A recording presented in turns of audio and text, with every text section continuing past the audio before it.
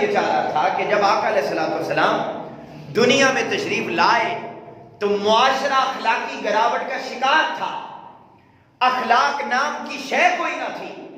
نوجوان نسل بے حیائی برائی کی طرف جا رہی تھی، بلکہ ان کے من تن برائی کی آمادگاہ بن چکے تھے.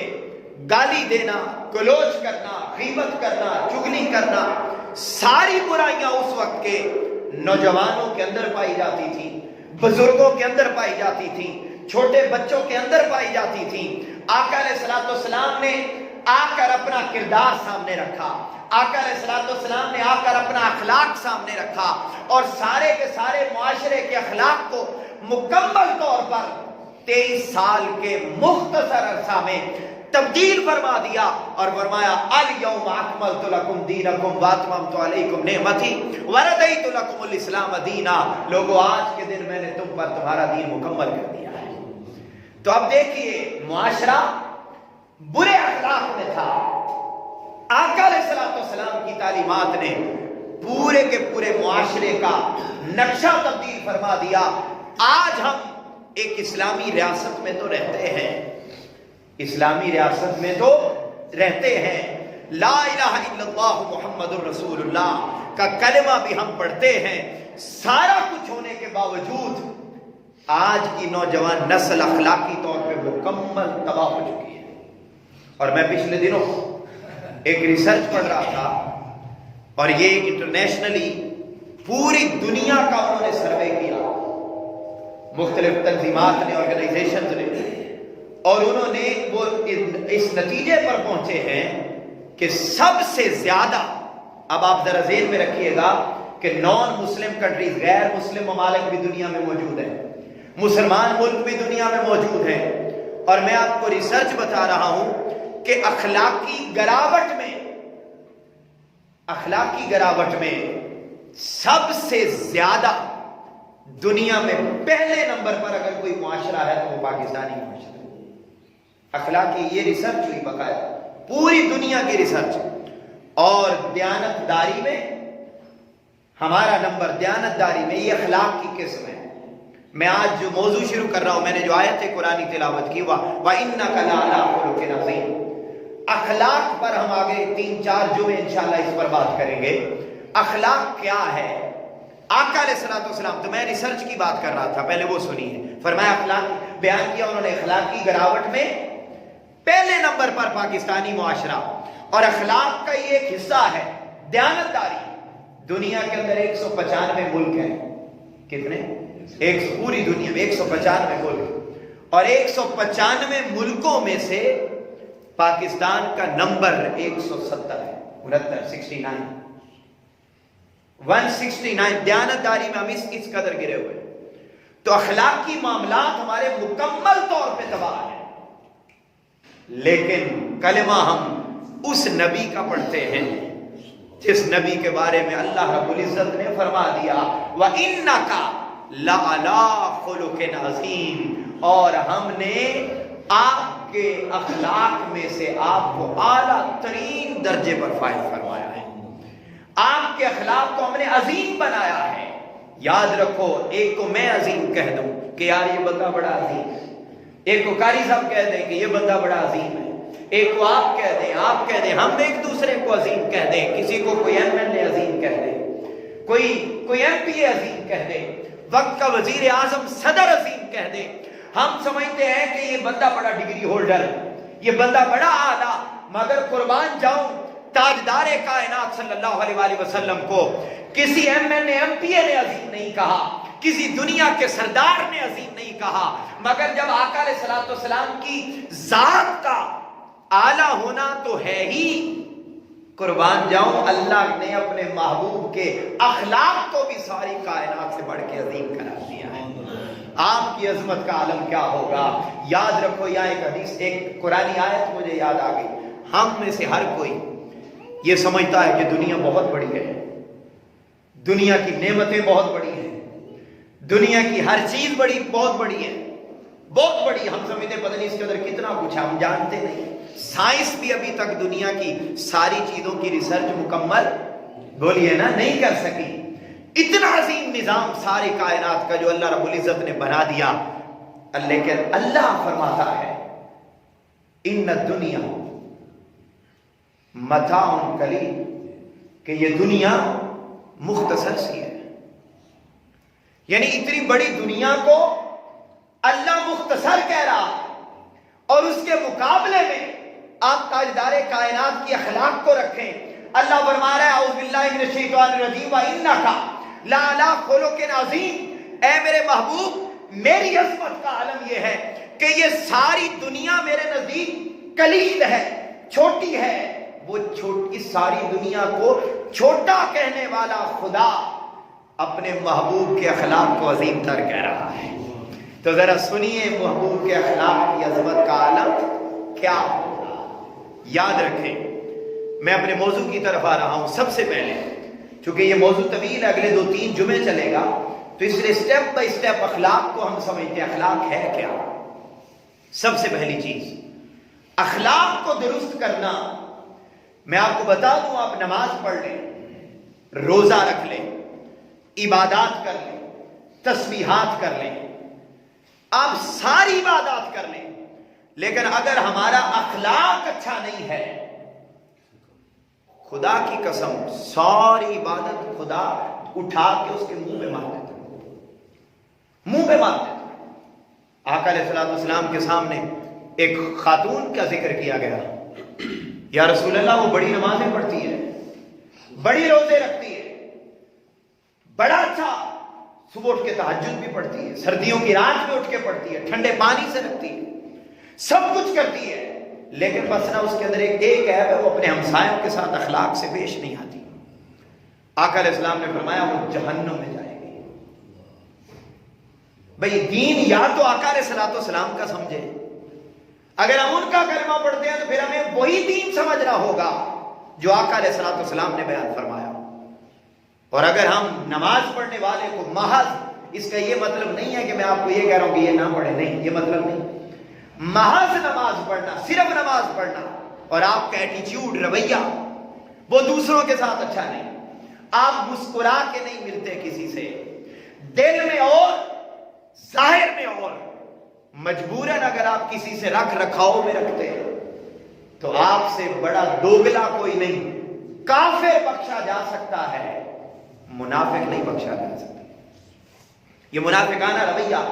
ایک اور عورت کا ذکر کیا گیا، یا رسول اللہ بس نماز پڑھتی ہے، کوئی اضافی روزے نہیں رکھتی، رمضان کا مہینہ آ جاتا ہے بس اس وقت روزے رکھ لیتی ہے، نوافل عبادت نہیں کرتی، اشراق نہیں پڑھتی، اوابین نہیں پڑھتی، چاشت نہیں پڑھتی، تہجد نہیں پڑھتی، بس 5 نمازیں پڑھتی ہے، مگر اپنے ہمسائے کا بڑا خیال رکھتی ہے، اس کے ساتھ اخلاق سے پیش آتی ہے،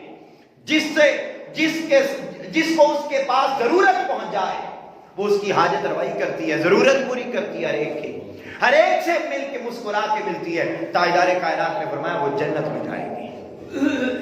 تو محض عبادات انسان کو اعلیٰ مقام پر لے کر نہیں جاتی.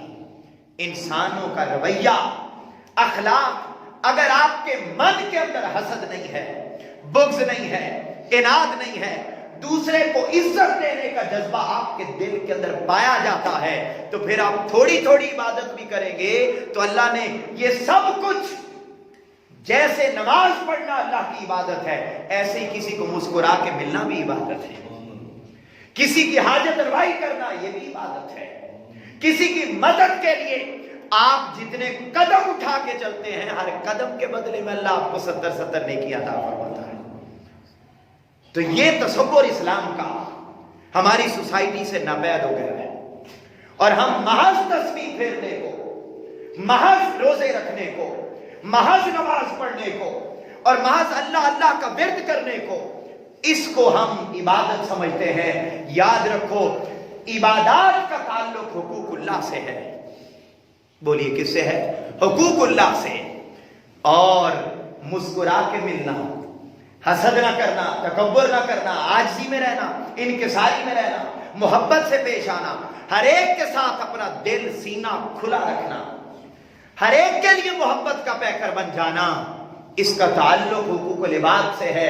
تاجدار کائنات نے فرمایا اگر حقوق اللہ میں کمی رہ گئی، اللہ کی عبادت میں کمی رہ گئی، تو خدا کی قسم اللہ چاہے گا معاف کر سکتا ہے، کر دے گا۔ وہ تو کہتا ہے اگر تم 70 سال زندگی بھر گناہ کرتے رہے، میرے در پر آ کر بس مکھی کے پر جتنا آنسو بہاؤ، میں تمہارے سارے گناہوں کو معاف کر دوں گا۔ تو وہ تو رحیم ہے، وہ تو کریم ہے، معاف کر دے گا، معاف کر سکتا ہے۔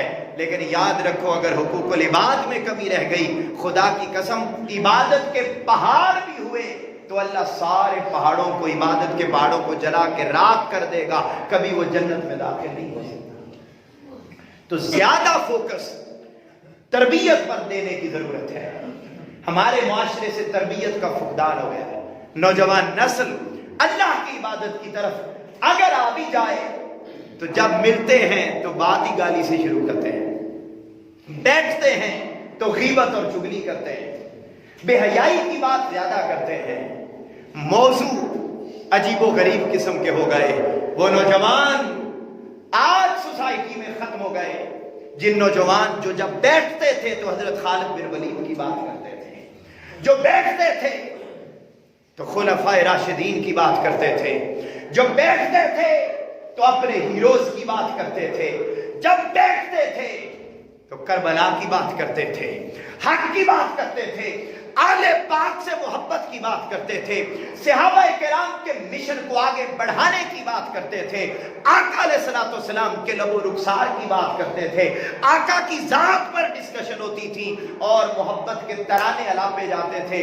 آج بدقسمتی سے اخلاقی اعتبار سے ہم اتنے گر گئے کہ میں نے آپ کو بتایا پوری دنیا میں اخلاقی گراوٹ کے اعتبار سے ہم پہلے نمبر پر آ گئے۔ اس قدر بے حیائی کا کلچر، اور ہمیں معلوم نہیں ہمارے بہن بھائی کیا کرتے ہیں، ہمیں معلوم نہیں ہماری اولادیں کس طرف جا رہی ہیں، وقت نہیں ہے، ان کے پاس بیٹھنے کا کلچر نہیں رہا، تربیت کی ضرورت ہے۔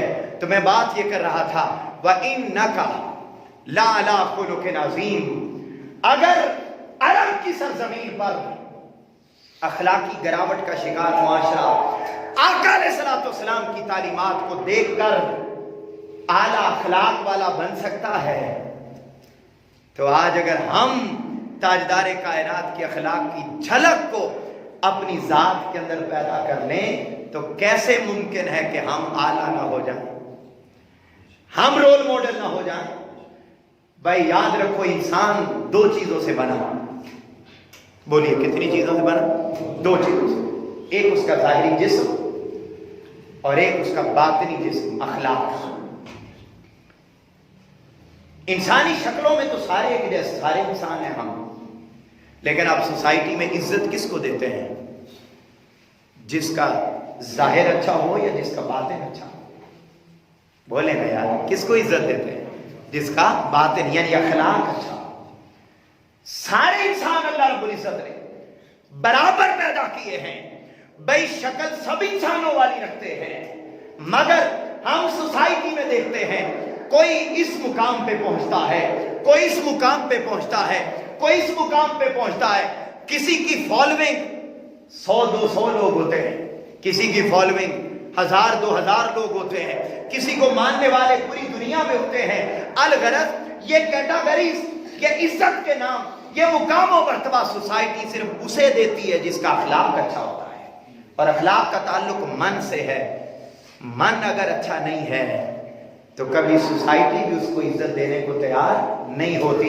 یا بات جو امپورٹنٹ سمجھانا چاہتا ہوں، اخلاق کی وجہ سے عزت کیوں ہوتی ہے؟ شکلیں بھی تو بڑی خوبصورت ہوتی ہیں، اخلاق کی وجہ سے عزت کیوں؟ اس لیے اخلاق کا تعلق روح سے ہے، اور روح ہمارے جسم میں کسی اور کی نہیں، خود خدا کی ہے۔ وَنَفَخْتُ فِيهِ مِن رُوحِي، اور ہم نے اپنی روح تمہارے اندر پھونک دی۔ یہ جو روح ہمارے اندر پائی جاتی ہے یہ روح اللہ کی ہے، اللہ نے اپنی روح کا حصہ ہر بندے کے اندر ڈالا اور پھر فرمایا یہ تم سارے میرے نائب ہو۔ ہمیں اپنے اخلاق کو اس طرح کرنا ہوگا، اپنے من کو اس طرح کرنا ہوگا کہ ہم لگیں کہ ہم خدا کے نائب ہیں. یہ کوئی عام ٹائٹل نہیں ہے. اللہ نے فرمایا میں اپنا نائب بنانا چاہتا ہوں تمہیں. اور اگر ہمارے اعمال اخلاق پھر دیکھ لے جس طرح کا من ہوگا پھر آپ کے اعمال بھی اسی طرح کے ہوں گے. کیونکہ من دل میں خیال آئے گا. دل میں نیکی ہے اگر آپ نیکی سوچیں گے, دل میں اچھائی ہے اگر اچھائی سوچیں گے, اگر دل میں برائی ہے آپ برائی سوچیں گے, اور آپ کبھی ہدایت کی طرف پھر آ نہیں سکیں گے. معزز حاضرین, تو من جس کا اچھا ہوگا, اخلاق جس کا اچھا ہوگا, اللہ رب العزت اسے اعلیٰ مقام عطا کر دیتا ہے. اب اگلی جو بات سمجھانا چاہتا ہوں وہ یہ ہے کہ اخلاق کہتے کس کو ہیں. ہم یہ سمجھتے ہیں کہ محض خوش ہو جانا. بہت سارے لوگ سوسائٹی میں آپ دیکھتے ہیں کہ جو ملتے بڑے خوش ہو کے, لیکن وہ دل سے خوشی کے ساتھ مل نہیں رہے ہوتے.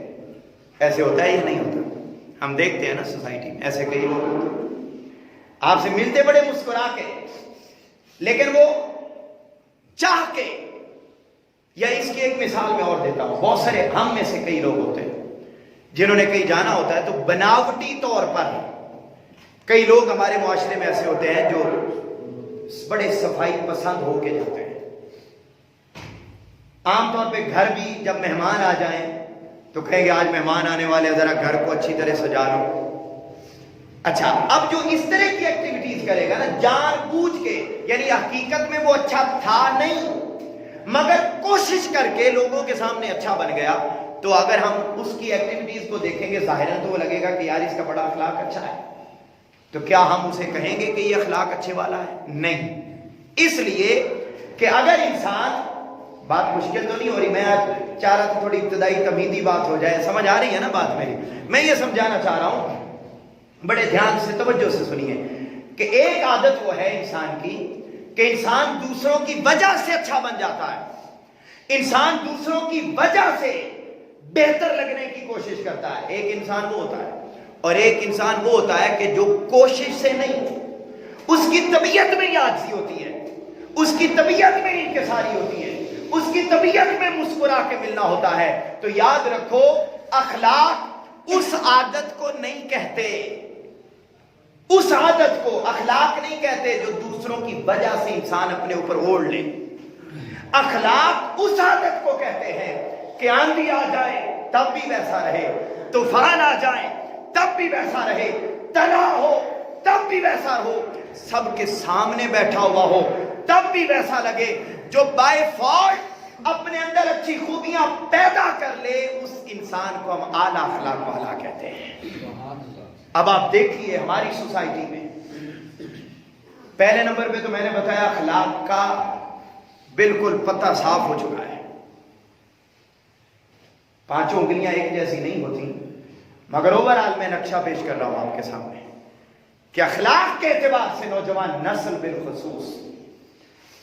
اچھا, اور اگر دوسری چیز یہ ہے کہ اگر کہیں اخلاق ہے تو بناوٹی ہے, اور آٹے میں نمک کے برابر سوسائٹی میں وہ لوگ بچ گئے ہیں جو بائی فالٹ اخلاق والے ہیں, جن سے آپ کا ملنے کو دل کرتا ہے کہ یار اس کے پاس جا کے بیٹھو, بڑا اچھا اخلاق والا ہے, اس کی صحبت میں بیٹھو, انسان بہتر طریقے سے ہو جائے گا. ہاں, سوسائٹی کے اندر اللہ رب العزت نے دو طبقات ایسے پیدا کیے ہیں جن کو بائی فالٹ اخلاق والا بنایا. ان میں پہلا طبقہ انبیاء کا اور دوسرا طریقہ اولیاء کرام کا. اولیاء کرام ترقی کرتے رہتے ہیں اپنے اخلاق میں, اپنے اخلاق کو اچھا کرتے رہتے ہیں, مگر ان کی طبیعت میں بائی فالٹ اخلاق ان کے اندر موجود ہوتا ہے. اور انبیاء کرام اللہ رب العزت اعلان نبوت سے پہلے بھی وہ صادق بھی ہوتے ہیں, امین بھی ہوتے ہیں. لہذا ایسے لوگوں کی صحبت میں بیٹھنا, ایسے لوگوں کی مجلس میں بیٹھنا, ایسے لوگوں کے پاس جا کے بیٹھنا, اس سے انسان کا اخلاق سجدہ اور سنورتا چلا جاتا ہے. آج اگر آقا علیہ السلام کی صحبت کو کوئی پانا چاہے کہ آج کے دور میں آقا علیہ السلام کی صحبت میں کیسے بیٹھوں, تو آج کے دور میں آقا علیہ السلام کی احادیث کو پڑھیں، آپ ڈائریکٹ آقا کی صحبت میں ہوں گے۔ آپ حلقہ درود کی محفل کو سجا کے بیٹھیں، محفل نعت کو سجا کے بیٹھیں، آقا کے ذکر کو الاپیں، آقا کا ذکر کریں، آقا کا ذکر سنیں۔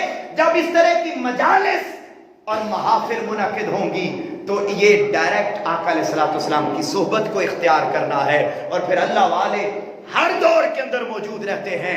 آج کے دور میں اگر کوئی انسان یہ چاہتا ہے کہ اس کا اخلاق بہتر ہو جائے، اس کے اندر اچھی عادات پیدا ہو جائے، اس کے اندر اعلیٰ صفات پیدا ہو جائے، اور وہ جو روح اللہ رب العزت نے اس کے من کے اندر پیدا کر دی، اور اپنی روح جو اللہ رب العزت نے انسان کے دل میں اور انسان کے جسم میں وہ جو روح ڈال دی، اگر وہ چاہتا ہے کہ وہ روح اسی طرح منور رہے اور وہ روح اسی طرح پاک اور صاف رہے اور وہ صاحب تقویٰ بن جائے، تو اس کے لیے اسے اللہ والوں کی صحبت اور مجلس میں آنا ہوگا۔ علم والوں کے پاس بیٹھو، علم والوں کی قدر کرو، علم والوں سے سیکھو۔ اللہ رب العزت آپ کے اخلاق کو اعلیٰ کرتا چلا جائے گا۔ یہ اخلاق کوئی عام چیز نہیں ہے۔ آقا علیہ السلام نے فرمایا، حضرت عبداللہ بن سرجس المزنی رضی اللہ تعالیٰ عنہ روایت کرتے ہیں، ترمذی شریف کی حدیث پاک کا نمبر 2010، آقا علیہ السلام نے فرمایا، اچھے اخلاق ہونا یہ نبوت کا 24واں حصہ ہے۔ بولیے کتنا حصہ؟ 24واں حصہ۔ اب نبوت کا 24واں حصہ اخلاق۔ اب اگر کوئی بندہ اچھے اخلاق والا ہو جاتا ہے نا، اس کے دل میں گھٹن نہیں ہوتی، تنگی نہیں آتی، کسی کو دیکھ کے نظریں ادھر نہیں پھیرتا، دل میں تنگی نہیں رکھتا، بلکہ کشادگی کے ساتھ، جو ظاہر میں ہے باطن میں بھی وہی، جو تنہائی میں ہے محفل میں بھی وہی، ہر ایک کے ساتھ ایک جیسا رویہ رکھتا ہے، تو اللہ رب العزت اسے نبوت کا فیض عطا فرما دیتا ہے، نبوت کا فیض عطا فرماتا ہے۔ اور یاد رکھو، اللہ رب العزت نے ہمارے آقا و مولا محمد مصطفیٰ صلی اللہ علیہ وآلہ وسلم کو اعلیٰ ترین اخلاق والا بنا کر بھیجا۔ کیسا اخلاق آپ کا؟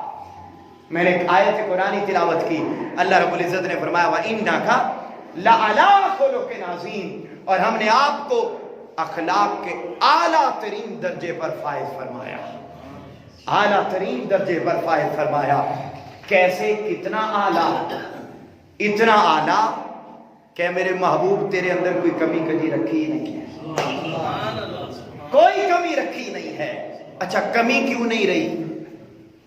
حضرت عائشہ صدیقہ رضی اللہ تعالی عنہ، حدیث پاک سنو، نکتہ ہے بڑا خوبصورت اور بڑا ایمان افروز۔ آقا علیہ السلام کا اخلاق کتنا اچھا تھا۔ آقا علیہ السلام سے امہات المومنین حضرت سیدہ عائشہ صدیقہ رضی اللہ تعالی عنہ سے پوچھا گیا، یا ام المومنین، ایک صحابی نے سوال کیا، آقا علیہ السلام کے اخلاق کیسے تھے؟ یہ حدیث پاک آپ نے سنی ہے، مگر اس کا نکتہ جو سمجھانا چاہتا ہوں وہ شاید پہلی مرتبہ سن رہے ہوں، بڑی توجہ سے سنیں۔ آقا علیہ السلام سے پوچھا، ام المومنین سے پوچھا، یا رسول اللہ، یا ام المومنین عائشہ صدیقہ رضی اللہ تعالی عنہ، آقا علیہ السلام کا اخلاق کیسا تھا؟ مسند احمد بن حنبل حدیث پاک کا نمبر 14645۔ آقا کے اخلاق کیسے تھے؟ آقا علیہ السلام کی زوجہ محترمہ ام المومنین حضرت عائشہ صدیقہ رضی اللہ تعالیٰ عنہ جواب دے رہی ہیں، کانا خلقہ القرآن، اے صحابی کیا تو نے قرآن نہیں پڑھا؟ صحابی نے جواب دیا، یا ام المومنین پڑھا ہے۔ آقا علیہ السلام کی زوجہ محترمہ ام المومنین آپ فرما رہی ہیں، کانا خلقہ القرآن، سارا قرآن میرے محبوب محمد مصطفیٰ کا اخلاق تھا۔ کیا مطلب اس کا؟ اب مطلب سمجھانا چاہتا ہوں۔ کیا مطلب ہے کہ آپ کا اخلاق قرآن ہے؟ قرآن 1400 سال بیت گئے، 1441 سال، 1451 سال ہو گئے، پہلی وحی اقرا بسم ربک الذی خلق۔ آج 1451 سال بیت گئے، ہجری شروع ہوئی ہجرت کے بعد 10 سال مکہ کے گزارے. اس لیے پریشان نہیں ہونا کہ پتہ نہیں میں نے 41 کی بجائے 51 کیوں کہہ دیا. 51 اس لیے کہا 10 سال مکہ والے بھی ڈالے. تو ہجری کا آغاز ہجرت کے دن سے ہوا. ہجری آج 1441 ہے. قرآن کو اترے ہوئے 1451 سال بیت گئے. 1450 سالوں میں بڑے بڑے مفسر آئے, بڑے بڑے عالم آئے, بڑے بڑے محدث آئے, بڑے بڑے امام آئے, بڑے بڑے غوث آئے, کتب آئے, مجتہد آئے, مجدد آئے, امام آئے. ہر امام جب جب قرآن کو پڑھتا گیا ہر لفظ کے کئی معنی بیان کرتا گیا. جس طریقے سے قرآن کے معنی اور الفاظ کے مفہوم اور تفسیر کی کوئی حد نہیں ہے. جب حضرت عائشہ صدیقہ سے پوچھا گیا کہ آقا و مولا کا اخلاق کیسا تھا, قربان جاؤں آقا کی زوجہ نے, ہماری ماں نے جواب دیا کان خلقہ القرآن, مصطفیٰ کا اخلاق قرآن ہے. مطلب یہ کہ جس طرح قرآن کے الفاظ و معنی کی کوئی حد نہیں ہے, محمد مصطفیٰ کے اخلاق کی بھی کوئی حد نہیں ہے, کوئی حد نہیں ہے. جس کے اخلاق کی کوئی حد نہ ہو اس کے علم کی کوئی حد ہو سکتی ہے؟ بولیے ذرا. اس کی رحمت کی کوئی حد ہو سکتی ہے؟ اس کی عطا کی کوئی حد ہو سکتی ہے؟ رحمت کی بات کی, علم کی بات کی تو فرمایا سلونی اما شئتم, آؤ جس نے مجھ سے جو سمجھنا ہے میں آج تمہیں سارا سنا دیتا ہوں. پھر علم غیب کی بھی کوئی حد نہیں رہتی, علم ما کان کی کوئی حد نہیں رہتی, علم ما یکون کی کوئی حد نہیں رہتی. سارے علوم حضور کے اخلاق میں جمع, ساری رحمت حضور کے اخلاق میں جمع, ساری عطائیں حضور کے اخلاق میں جمع. اور فرما دیا واللہ یعطی وانا قاسم, اللہ مجھے عطا کرتا ہے, میں ساری کائنات کے اندر تقسیم کرتا چلا جاتا ہوں. یہ ساری چیزیں محمد مصطفیٰ صلی اللہ علیہ وسلم کا اخلاق تھا. اور آخری نقطہ آج کا, ٹائم پہ آیا کریں تھوڑا اور سمجھا کریں باتوں کو, اور کوشش کیا کریں وقت نکالیں. آپ جتنی جلدی آئیں گے میں اپنی بات بھی اتنی جلدی مکمل کر دیا کروں گا. اور اس کے ساتھ یہ کہ یہ باتیں محنت کے ساتھ آپ دوستوں کے لیے میں اکٹھی کرتا ہوں, جمع کرتا ہوں, اور اگر آپ سننے کے لیے نہیں آئیں گے تو پھر وہ بات ساری ضائع ہو جائے گی. میں یہ چاہتا ہوں کہ آپ اس کو سنا کریں. اب یہ جو آقا علیہ السلام کا اخلاق ہے, میں نے بات آج صرف ایک تمہیدی گفتگو کی ہے, آگے انشاءاللہ ہم اگلے 3-4 جمعہ اخلاق پہ بات کریں گے. اب آخری نقطہ سنیں. آقا علیہ السلام کے اخلاق کو کیا فرمایا؟ آپ کا اخلاق کیا تھا؟ قرآن. اونچا بولو نا, کیا تھا؟ قرآن تھا. آپ کا اخلاق قرآن تھا. پہلا نقطہ یہ کہ قرآن کے معنی کی حد نہیں, اس لیے مصطفیٰ کے اخلاق کی بھی کوئی حد نہیں. اچھا حد کیوں نہیں ہے؟ یہ بات بڑی توجہ تھا کہ آقا کے اخلاق کی حد کیوں نہیں. اس لیے کہ قرآن اللہ کی صفت ہے. سنتا ہے سبحان اللہ, اللہ کی صفت ہے, اللہ کا کلام ہے. کلام بندے کی صفت ہوتا ہے, بولنے والے کی صفت ہوتا ہے. قرآن اللہ کی صفت ہے. اب قرآن اترا محمد مصطفیٰ صلی اللہ علیہ وسلم پر, اور اللہ رب العزت نے آقا کے جو جسم مبارک تھا وہ انسانوں والا تھا, بشر تھے, انسان تھے. اب جب آقا علیہ السلام بشر تھے, انسان تھے, بشری پیکر تھا آپ کا, تو پھر بشری خصلتیں بھی ہوں گی آپ کے اندر, بشری خوبیاں بھی ہوں گی آپ کے اندر. اب غلطی کرنا, گناہ کر لینا, یہ خوبیاں تو بشر کے اندر ہوتی ہیں. بھول جانا انسان کے اندر ہوتا ہے, کمی کجی انسان کے اندر ہوتی ہے. اس کا کیا مطلب ہے کہ نعوذ باللہ آقا علیہ السلام کے اندر بھی کمیاں کریاں تھیں؟ نہیں, سوال ہی پیدا نہیں ہوتا. جن کے اخلاق کو اللہ عظیم کہہ دے ان کی ذات کا عالم کیا ہوگا.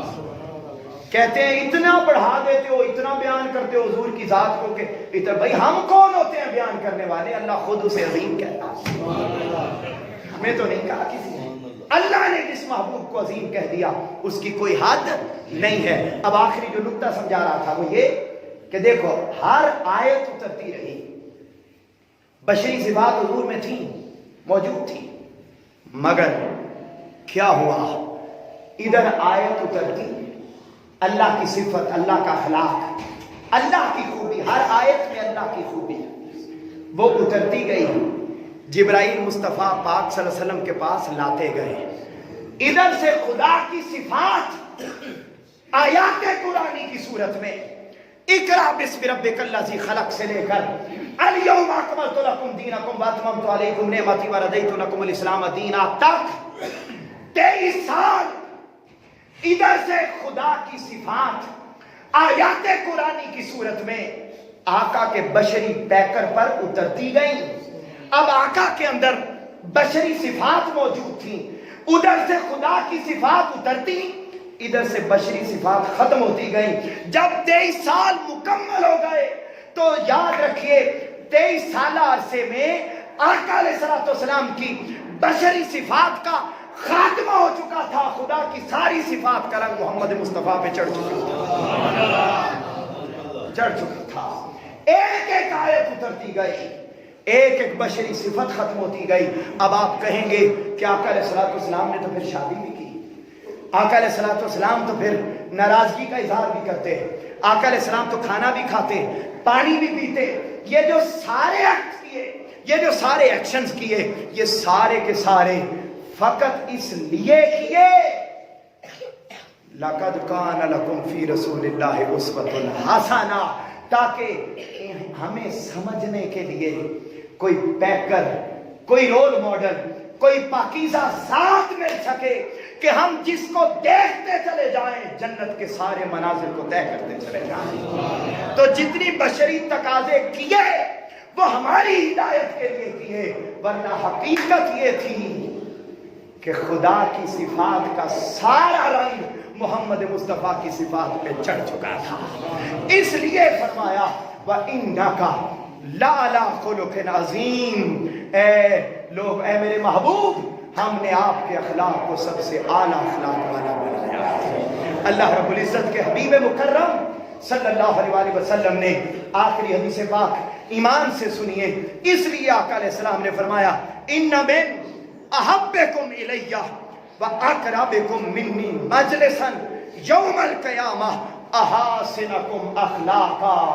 آقا علیہ السلام نے ترمذی کی حدیث پاک 2018، احمد بن حنبل کی حدیث پاک 6735، آقا علیہ السلام نے فرمایا قیامت کا دن جب آئے گا میرے نزدیک سب سے زیادہ قریب وہ بیٹھے گا دنیا میں جس کا اخلاق سب سے اچھا ہو. جو جب جس سے ملے گا، سنی، وہابی، شیعہ، دیوبندی، تشیع، اہل سنت، یہودی، کافر، عیسائی، ان پیرامیٹرز میں نہیں سوچے گا بلکہ اس پیرامیٹر میں سوچے گا. بخاری شریف کی حدیث پاک تاجدار کائنات صلی اللہ علیہ وسلم ایک دن تشریف فرما تھے، پاس سے یہودی کا جنازہ گزرا.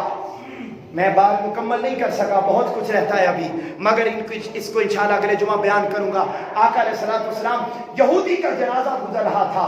آقا تشریف فرما تھے، جنازہ گزرا، یہودی کے جنازے کے لیے آقا اٹھ کے کھڑے ہو گئے. آقا اٹھ کے کھڑے ہو گئے. صحابی نے عرض کیا یا رسول اللہ یہ تو یہودی کا جنازہ ہے. آقا علیہ السلام پھر بھی کھڑے رہے. صحابی نے دوسری دفعہ عرض کیا یا رسول اللہ یہ یہودی کا جنازہ ہے. آقا پھر کھڑے رہے. تیسری مرتبہ یہودی نے عرض کیا یا رسول اللہ یہ یہودی کا جنازہ ہے. آقا علیہ السلام کے چہرہ مبارک لال ہو گیا. آقا علیہ السلام نے فرمایا میرے صحابی کیا ہوا؟ اگر وہ یہودی ہے تو میں تو انسانیت کی تکریم کے لیے کھڑا ہوا ہوں. وَمَا أَرْسَلْنَاكَ إِلَّا رَحْمَةً لِّلْعَالَمِينَ، میں ساری کائنات کے لیے رحمت کا پیکر بن کے آیا ہوں. جس کی رحمت اور شفقت غیروں کے ساتھ یہ ہو، وہ اپنوں کے لیے بھی فرما گئے مسلمان کا، اونچا بولو یار، مسلمان کا بھائی ہے. جب یہ تصور انسان کے دل و دماغ میں پختہ ہو جاتا ہے پھر وہ ہر ایک سے پیار و محبت کرنے والا بن جاتا ہے. آج ہمارا معاشرہ اس سے دور ہو گیا. ہمیں ضرورت اس بات کی ہے کہ اپنے اندر یہ تصور پختہ کریں اور اپنے اخلاق کو اچھا کریں تاکہ قیامت کے دن تاجدار کائنات کے سب سے زیادہ قریب بیٹھنے والے ہم ہی ہو جائیں. ہم ہی سب سے زیادہ قریب بیٹھنے والے ہو جائیں. اللہ رب العزت ہمیں عمل پیرا ہونے کی توفیق عطا فرمائے.